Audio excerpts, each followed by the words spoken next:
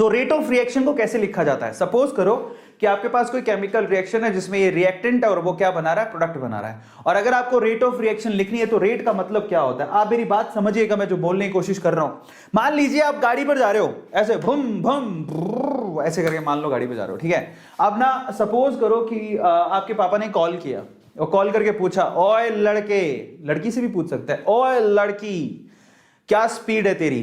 सो अगर आप गाड़ी पे चल रहे होगे, ठीक है, और अगर आप बोलो, क्योंकि पापा तो बोलते हैं कि धीरे चलाया करो गाड़ी, और तुम 110 120 की स्पीड पे भगा रहे हो, तो अगर तुमसे पापा पूछे तुम्हारी स्पीड क्या है जब तुम चल रहे हो, तो बोलोगे पापा पापा 70 किलोमीटर पर आवर के हिसाब से चल रहा हूं। फिर पापा डांटेंगे नहीं धीरे चला, है ना।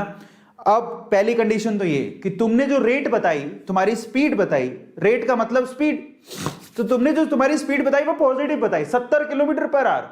अच्छा मान लो तुम ना सिग्नल पे खड़े थे, सिग्नल आ गया रेड सिग्नल, तुम रुके हो, या फिर किसी अगर सिटी में रेड सिग्नल नहीं है तो भैंस ने गोबर कर दिया जो पूरी सड़क पे फैला हुआ है, अब तुम रुके हो वहां पे, ठीक है, और भैंस भी खड़ी है, 2-4 भैंसें खड़ी हैं और तुम रुके हो सामने उसके। अब पापा का कॉल आ गया, पापा पूछते हैं हाँ भाई कितनी स्पीड है तेरी, तो तुम क्या बोलोगे 0 किलोमीटर पर आवर, क्योंकि मैं तो रुका हुआ हूं।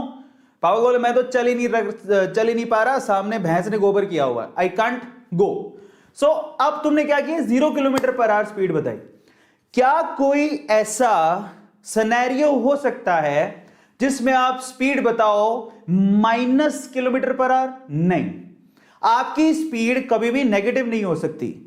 समझ में आ गया? पॉजिटिव होगी, अगर रुके तो 0 होगी, नेगेटिव तो कभी नहीं हो सकती। क्या सोच के बताओ, आपकी स्पीड कभी नेगेटिव हो सकती है क्या? नहीं हो सकती। स्पीड और rate can not be negative, speed और rate can not be negative. अब मेरी बात ध्यान से सुनना, जो मैं बोलने की कोशिश कर रहा हूं, ठीक है। अब यहां पर क्या हुआ, हम तो केमिकल रिएक्शन में क्या देखते हैं कि भैया एक रिएक्टेंट है, एक प्रोडक्ट है, तो अब सवाल है कि इसकी रेट या इसकी स्पीड को कैसे लिखा जाएगा।